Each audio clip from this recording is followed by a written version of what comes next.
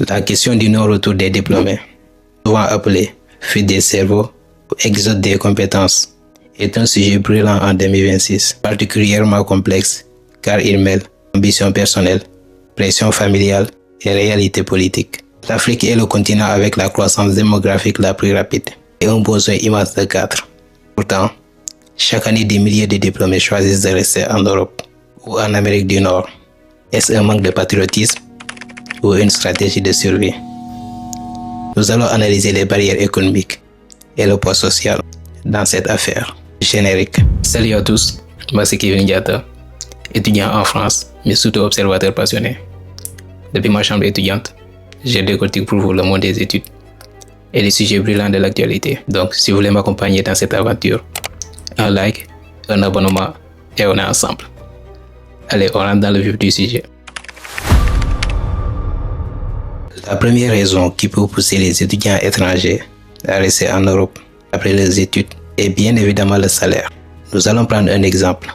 Un ingénieur formé à Paris ou à Montréal peut espérer un salaire de départ 5 à 10 fois supérieur à celui proposé dans sa capitale. Je dirais que c'est logique, parce que la question de la monnaie y joue un rôle crucial.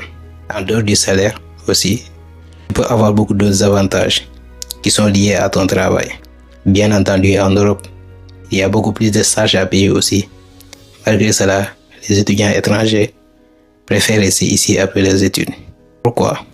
N'oublions pas aussi la question de la sécurité et les services, la qualité du système de santé et l'éducation pour leurs propres enfants sont des critères de poids pour rester. Parce que si même nos présidents africains ressentent le besoin de venir se soigner ici, en Europe, c'est que ça pose de véritables questions sur nos systèmes de santé. Mais pas seulement, parce que la question de l'insertion professionnelle n'est pas si évidente en Afrique. C'est-à-dire que même avec un diplôme européen, tu peux chômer, parce qu'il y a plus de demandes que d'offres d'emploi. Le marché du travail est très saturé en Afrique. D'ailleurs, combien de personnes ont un bac plus 5 et sont au chômage?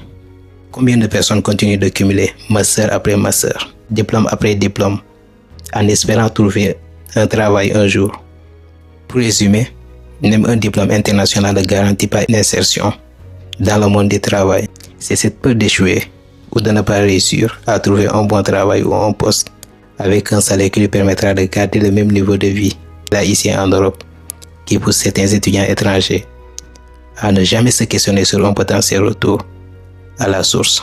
En plus, la société africaine est très particulière dans le sens où c'est une société qui favorise le vivre ensemble. L'esprit de communauté, ton enfant n'est pas ton enfant à toi seulement. Il est l'enfant de tout le quartier. Cet aspect peut avoir des avantages et des inconvénients. D'ailleurs, le plus grand inconvénient, c'est que la société africaine est une société qui est trop dans le jugement.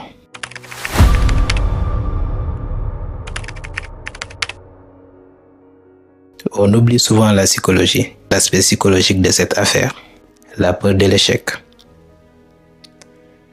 Rentrer sans avoir réussi financièrement est perçu comme une honte vis-à-vis de la famille, qui a souvent sacrifié ses économies pour que tu puisses continuer les études en Europe. En fin de compte, tu ne réussis pas pour toi-même, mais tu dois réussir pour toute la famille, parce que derrière, il y a des gens qui comptent sur toi. Certains étudiants ne veulent tout simplement pas rentrer, par peur de ce que les gens pourraient penser d'eux. Ah, lui là, il a fait 10 ans en Europe, il n'a rien accompli, ni maison, ni voiture. Et le voilà qui revient nous trouver ici. Nous-mêmes qui sommes restés ici, on est meilleurs que lui. Toujours cette comparaison, toujours cette façon de connaître ce qui est bon ou pas pour les gens. On doit rappeler aussi une chose très importante. Et les gens au pays continuent de penser que la vie en Europe est facile. Donc pour eux, c'est inconcevable qu'une personne décide de rentrer juste après ses études. D'ailleurs, c'est pourquoi certaines personnes préfèrent même travailler dans les métiers à haute tension après avoir obtenu leur diplôme et qu'ils ne parviennent pas à trouver un travail dans leur domaine d'études.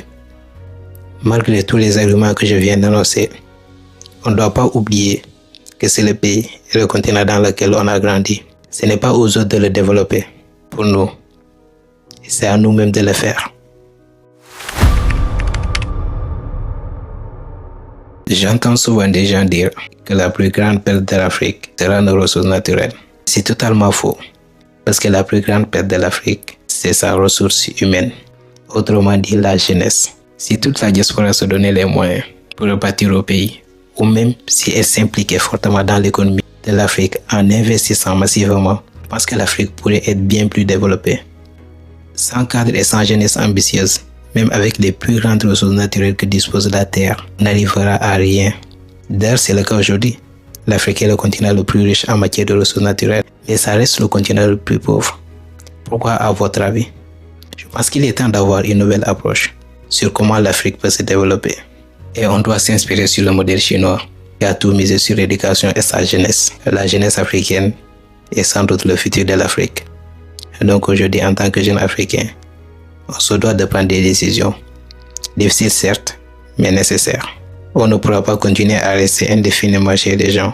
Il faut qu'on s'occupe de notre chez nous aussi. Le non-retour n'est pas une trahison, c'est le reflet d'un calcul entre risque et opportunité. Et vous, si vous étiez étudiant à l'étranger, qu'est-ce qui vous ferait rentrer au pays? Dites-le moi en commentaire. C'était Dans ma chambre et on se retrouve bientôt pour un nouvel épisode.